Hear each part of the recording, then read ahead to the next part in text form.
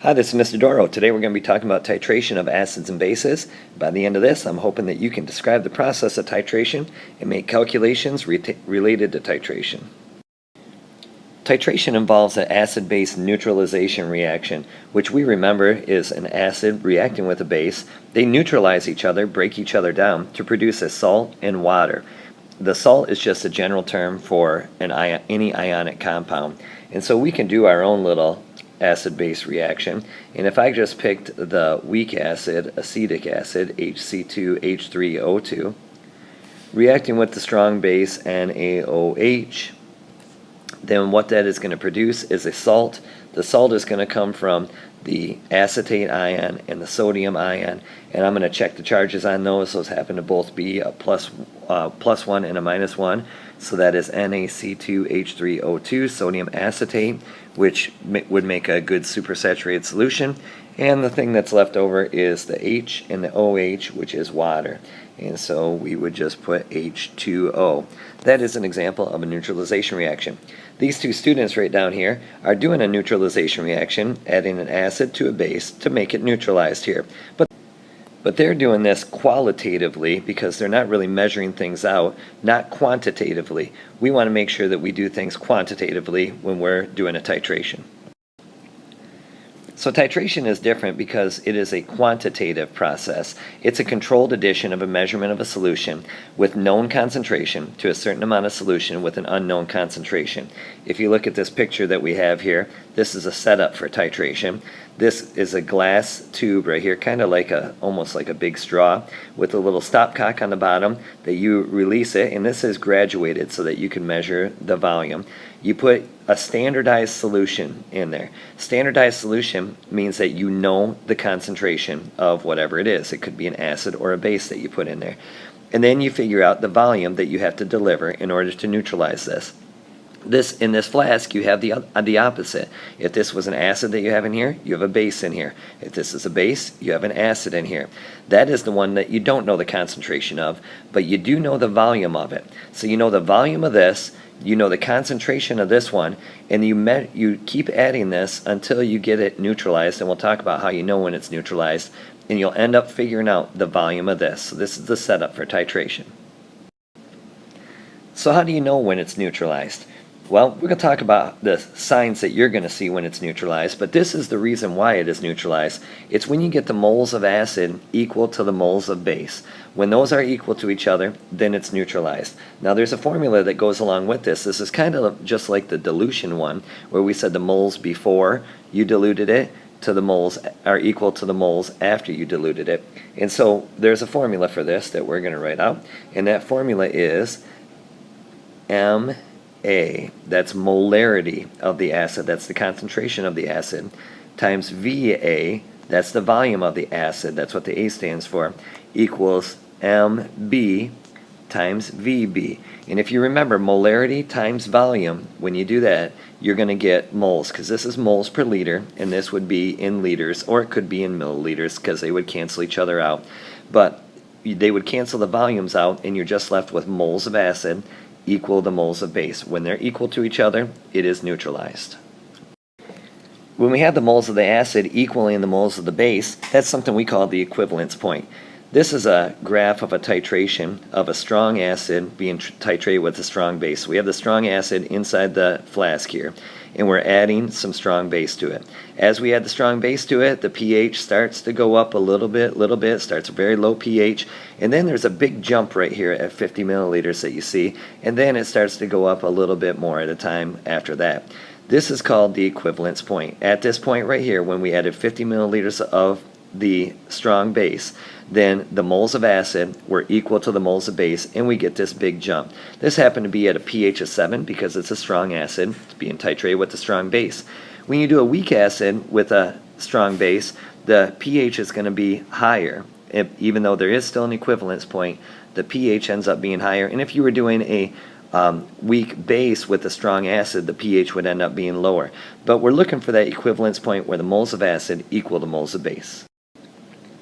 So the way we determine the equivalence point is we use an indicator. An indicator is either a weak acid or a weak base that changes color at a certain pH that we add to the whole titration process. And so we have to pick the indicator that we're going to use based on what type of acid, if we have a weak acid or a strong acid, and a weak base or a strong base. And so you can see there's a bunch of different indicators that are listed here. Each one of these is a different indicator, and it shows you the color change at different pHs.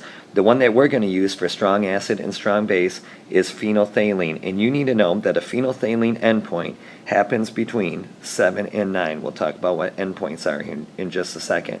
But you need to know phenolphthalein, and that's the most important one for us in our class.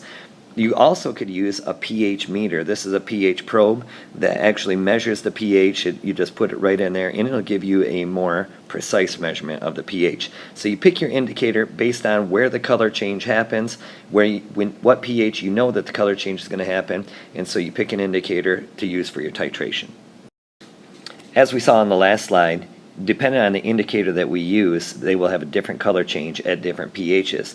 The color change is called the endpoint. This is phenolphthalein right here. These are 3 examples of phenolphthalein titrated to different levels. Phenolphthalein is in an acidic solution, is clear and colorless. In a basic solution, it's this pink or reddish color. So when we're titrating and we're adding base to this over and over and over again, as we add base, it'll start to turn pink and it'll disappear, and we've swirled it around. We want to get to the point, the equivalence point is when we get this light pink color. If we get to this pink color right here, or reddish color, then we added too much, and we either have to add acid back to it or restart it, start the whole process. So this would be called a phenolphthalein endpoint, which tells us that we have changed from our acidic solution and we've reached the neutralization point and we're done with our titration. So to do a titration calculation, you got to first of all start out by writing the balanced equation. The reason you have to do that is because you have to know if the strong acid or strong base that you use in the titrate is going to produce only one proton or hydroxide ion, or if it's going to produce 2 when it breaks down. And that would be if it's diprotic or not. And then you determine the molarity of the standard, and that's easy to do based on your balanced equation. Then you just use this formula, MAVA equals MBVB, to determine the unknown. So you're going to know 3 out of the 4. If you use a strong acid to titrate, you're going to know the molarity of the acid, and you'll know the volume of the acid that you had to deliver to get to the end point. You'll know the volume of the base that you started out with, and you have to calculate the molarity of the base. And if you titrated with a strong base, you'll just know these things over here, and you'll be calculating the molarity of the acid. Here's a titration problem that involves a strong base being titrated into a strong acid. So you start out with 20 milliliters of the strong acid, in this case it's nitric acid, and you knew the base, what the concentration of the base was. It is a standardized base with 0.0119 molar, and you needed 31.4 milliliters of it to neutralize it to reach the equivalence point. So what you have to do is you have to start out by writing the balanced equation, which I did right here, checking the charges. I made sure I checked the charges and crisscrossed on this one. When I balance the equation, I end up needing a 2 right here and a 2 right there. And notice that you also had to know what nitric acid's formula was, because it didn't give the formula in this. Now, the reason this is important to write the balanced equation is because you see that this strong base right here produces 2 hydroxide ions for every BaOH2. That means when you have this molarity of BaOH2, you're going to get twice the molarity of hydroxide ions, and that's what is the important part in this. So now we use our formula MAVA equals MBVB. Our VA is our volume of our nitric acid, right up here, 20 milliliters. Our MB is 0.0119 molar, but remember, each one of these produce 2 ions of hydroxide. So what I have to do is I have to multiply this one by 2 times that, and then my VB is my volume of my base, which was 31.4 milliliters. So I just solved for MA. And the answer I ended up getting was 0.0374 molar, or 3.74 times 10 to the minus second molar, and that is going to be HNO3, because that is nitric acid. And that would be your answer. Now you only have to do this multiplication when you have two ions that are being produced on there. If you didn't have that, then you wouldn't do this. If it didn't make the two ions, if this was just something like LiOH, you wouldn't multiply by 2. So here's a problem that I'd like you to do. It's giving you, saying you had 20 milliliters of a 0.1 molar hydrochloric acid, and so you need that to neutralize 30 milliliters of sodium hydroxide. Write out the balanced equation, and then use MAVA equals MBVB and determine the molarity of the sodium hydroxide. And the answer has been provided for you right here so that you can check it out, see if you did it right. Have a good day.